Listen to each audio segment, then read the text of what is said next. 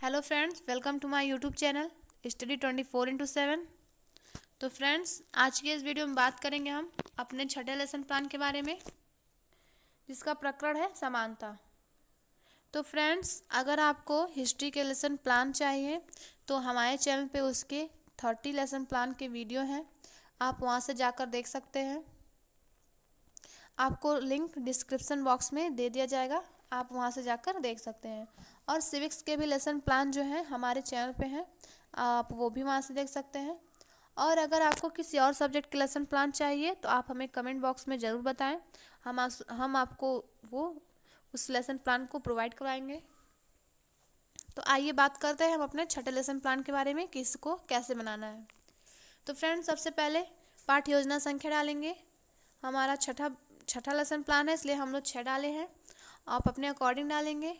फिर आता है हमारा विद्यालय का नाम। विद्यालय का नाम मैंने आपको बताया है कि जहाँ आपकी टीचिंग लगी होगी या जहाँ आपके अध्यापक कहेंगे उस विद्यालय का नाम यहाँ पर डालेंगे आप। फिर आप 3 कॉलम बनाएंगे, जिसमें दिनांक, कक्षा, विषय, प्रकरण, चक्र और अवधि लिखेंगे। तो विषय हमारा नागरिक शास्त्र है और प्रकरण है आज का समानता। बाकी सारी चीज़ें आप अपने अकॉर्डिंग डालेंगे। फिर आता है हमारा समान उद्देश्य। तो समान उद्देश्य देख लीजिए। समान उद्देश्य हमारा विषय से संबंधित होता है और विशिष्ट उद्देश्य हमारा प्रकरण से संबंधित होता है। समान उद्देश्य आप एक पहले लेसन प्लान में लिख चुके हैं, तो आपको बार बार लिखने की ज़रूरत नहीं है, क्योंकि हमारा विषय चेंज नहीं होता है, इसलिए हम समान उद्देश्य में पूर्वत लिख सकते हैं बाकी पहले लेसन प्लान को छोड़ के। परंतु विशिष्ट उद्देश्य हमारा प्रकरण से संबंधित होने के कारण हर लेसन प्लान में बदलता रहता है, क्योंकि हमारा प्रकरण सेम नहीं होता है। तो आइए देखते हैं विशिष्ट उद्देश्य को। तो विशिष्ट उद्देश्य के तहत आपको 3 बिंदु देखने को मिलेंगे, जिसमें पहला है ज्ञानात्मक उद्देश्य। ज्ञानात्मक उद्देश्य यानी जो ज्ञान आप छात्रों को देंगे उसके बारे में इसमें लिखना होता है। तो ज्ञानात्मक उद्देश्य का पहला बिंदु देख लीजिए आप लोग। छात्र छात्राएं समानता के बारे में प्रत्यास्मरण कर सकेंगे। दूसरा, छात्र समानता के प्रकार के बारे में ज्ञान प्राप्त कर सकेंगे। अब दूसरा है विशिष्ट उद्देश्य का दूसरा बिंदु बोधात्मक उद्देश्य। बोध मतलब होता है समझना, यानी छात्र जो समझेंगे उस लाइन को इसमें लिखना होता है। तो बोधात्मक उद्देश्य का पहला बिंदु है छात्र समानता को समझ सकेंगे। दूसरा, छात्र समाज में होने वाले भेदभाव को समझ सकेंगे। अब विशिष्ट उद्देश्य का ही तीसरा बिंदु है हमारा क्रियात्मक उद्देश्य, यानी ज्ञान प्राप्त करने और समझने के बाद छात्र जो क्रिया करेंगे उसे हम किस में लिखेंगे? क्रियात्मक उद्देश्य में लिखेंगे। तो क्रियात्मक उद्देश्य का पहला बिंदु है छात्र छात्राएं सामाजिक तथा कानूनी समानता में अंतर कर सकेंगे। दूसरा, छात्र समानता को आपस में चर्चा कर सकारात्मक सोच रख सकेंगे। ठीक है। अब आता है हमारा सहायक सामग्री। ये देख लीजिए, सहायक सामग्री। सहायक सामग्री में जो आप कक्षा में उपयोग करेंगे छात्रों को समझाने के लिए, उसे हम सहायक सामग्री में लिखेंगे। जैसे यहाँ पर उपयोग किया गया है चौक, डस्टर, लपेट, श्यामपट्ट एवं समस्त कक्षोपयोगी सामग्री। यहाँ पे चार्ट वगैरह भी लिया जाता है, तो अगर चार्ट आप बनाते हैं तो आप चार्ट को भी इसमें लिखेंगे। अब आगे बढ़ते हैं हम। फिर आता है हमारा पूर्व ज्ञान। पूर्व ज्ञान में आप लिखेंगे छात्र समानता के विषय में सामान्य जानकारी रखते हैं। इसके बाद आता है हमारा प्रस्तावना प्रश्न। प्रस्तावना प्रश्न से ही पाठ्य योजना की शुरुआत होती है। तो आइए देखते हैं प्रस्तावना प्रश्न कैसे बनाना है आपको। प्रस्तावना प्रश्न बनाने के लिए आपको 3 कॉलम बनाने पड़ेंगे, जिसमें पहले प्रस्तावना प्रश्न या क्रम संख्या लिख सकते हैं। दूसरे में छात्रा अध्यापिका क्रिया, यदि छात्र हैं तो छात्रा अध्यापक क्रिया। और तीसरे में आपको लिखना है छात्र क्रिया।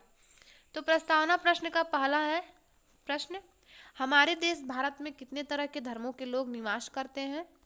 तो कितने तरह के? विभिन्न प्रकार के। फिर दूसरा प्रश्न है इन विभिन्न धर्मों के नाम बताइए। तो इन विभिन्न धर्मों में हिंदू, मुस्लिम, सिख, ईसाई आदि आते हैं। तीसरा प्रश्न हमारा, इन धर्मों को मौलिक अधिकार के अंतर्गत कौन सा अधिकार बराबरी का हक दिलाता है? तो कौन सा दिलाता है? समानता का अधिकार। चौथा प्रश्न, समानता के बारे में आप क्या जानते हैं? तो छात्रों के लिए क्या है? छात्रों के लिए समस्यात्मक प्रश्न है, जिसका स्पष्टीकरण आपको देना होगा। तो देखिए, अब आप प्रकरण को शुरू करने से पहले उद्देश्य कथन करेंगे। उद्देश्य कथन करके आप छात्रों की रुचि प्रकरण के प्रति बढ़ाते हैं आप। तो उद्देश्य कथन में देखिए, छात्रों, आज हम लोग समानता के विषय में विस्तृत अध्ययन करेंगे। फिर आता है हमारा प्रस्तुतिकरण। प्रस्तुतिकरण में आप लिखेंगे, यदि आपने 2 अनुवृत्तियों में पढ़ाया है पाठ्य योजना को, जो आपका पाठ्य योजना है, तो आप लिखेंगे। अगर 2 अनुवृत्तियों में नहीं पढ़ाया है तो आपको लिखने की ज़रूरत नहीं है, बस प्रस्तुतिकरण ही लिख देंगे तो भी कोई बात नहीं है। लिखेंगे, पठन पाठन की सुविधा की दृष्टि से पाठ को 2 अनुवृत्तियों में बांटकर पढ़ाया गया है। तो प्रथमानुवृत्ति में देख लीजिए, प्रथमानुवृत्ति समानता लिखेंगे आप ब्रैकेट में, और इसको बनाने के लिए 4 कॉलम बनाएंगे, जिसमें पहला है शिक्षण बिंदु, दूसरा है छात्र अध्यापक क्रिया, तीसरा है छात्र क्रिया और चौथा है श्यामपट्ट कार्य। अब देखिए, शिक्षण बिंदु में आप लिखेंगे समानता और छात्र अध्यापक क्रिया में लिखेंगे स्पष्टीकरण। तो देखिए, स्पष्टीकरण में लिखना है आपको, संविधान का भाग 3 तथा अनुच्छेद 14 से 18 तक समानता का अधिकार प्रदान करता है। समानता का अर्थ है कि प्रत्येक व्यक्ति से आवश्यकता का ध्यान रखते हुए व्यवहार करना। अब ठीक स्पष्टीकरण के सामने आप लिखेंगे, छात्र ध्यानपूर्वक सुनेंगे। प्रत्येक व्यक्ति को उसकी क्षमता के अनुसार काम करने का अवसर प्रदान करना। लोकतंत्र नागरिकों की समानता को बढ़ावा देता है। हमारे देश में सभी को समानता का मौलिक अधिकार प्राप्त है। और श्यामपट्ट कार्य में आप लिखेंगे समानता का अधिकार, अनुच्छेद 14 से 18। स्पष्टीकरण देने के बाद आपको बोध प्रश्न पूछना होता है। तो बोध प्रश्न में पहला प्रश्न देख लीजिए, समानता संविधान के किस भाग में है? तो किस भाग में है? भाग 3 में है। दूसरा प्रश्न, समानता का अधिकार का क्या अर्थ है? समान अधिकार। तीसरा, भारतीय समाज में क्या समानता है? तो यह क्या है हमारे लिए? समस्यात्मक प्रश्न है छात्रों के लिए। तो इसका स्पष्टीकरण आप द्वितीय अनुवृत्ति में देंगे। तो देखिए, अब आप हेडिंग डालेंगे द्वितीय अनुवृत्ति। द्वितीय अनुवृत्ति में डालेंगे आप भारतीय समाज में समानता। फिर से आपको ये कॉलम्स बनाने होंगे, जिसमें शिक्षण बिंदु, छात्राध्यापिका क्रिया, छात्र है तो छात्राध्यापक क्रिया, तीसरा है छात्र क्रिया और चौथा है श्यामपट्ट कार्य। तो देखिए, लिखेंगे आप शिक्षण बिंदु में भारतीय समाज में समानता। अब लिखेंगे आप स्पष्टीकरण। स्पष्टीकरण में लिखेंगे, भारत में सभी को समानता का अधिकार दिया गया है। इसमें कोई भी व्यक्ति किसी के साथ धर्म, जाति, लिंग और जन्म स्थान के आधार पर भेदभाव नहीं कर सकता है। सभी को सार्वजनिक स्थानों पर जाने पर नहीं रोका जा सकता है। सभी को सरकारी नियुक्ति में समानता मिलनी चाहिए। और जैसे कि स्पष्टीकरण के सामने आपको छात्र ध्यानपूर्वक सुनेंगे, यह लिखना होगा। श्यामपट्ट कार्य में आप लिखेंगे धर्म, जाति, लिंग और जन्म स्थान। उसके बाद देखिए, सभी को सरकारी नियुक्ति में समानता मिलनी चाहिए। आगे बढ़ते हैं। अब बोध प्रश्न पूछेंगे स्पष्टीकरण देने के बाद।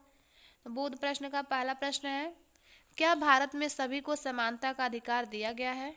तो क्या है ये? हाँ, दिया गया है। दूसरा, अनुच्छेद 14 में क्या लिखा है? तो यह छात्रों के लिए क्या है? समस्यात्मक प्रश्न है, इसका स्पष्टीकरण आपको देना होगा। तो देखिए, स्पष्टीकरण में लिखेंगे आप अनुच्छेद 14, स्पष्टीकरण डालेंगे और लिखेंगे अनुच्छेद 14, विधि के समक्ष समानता। अनुच्छेद 15, धर्म, मूल वंश, लिंग, जाति एवं जन्म स्थान के आधार पर भेद का निषेध।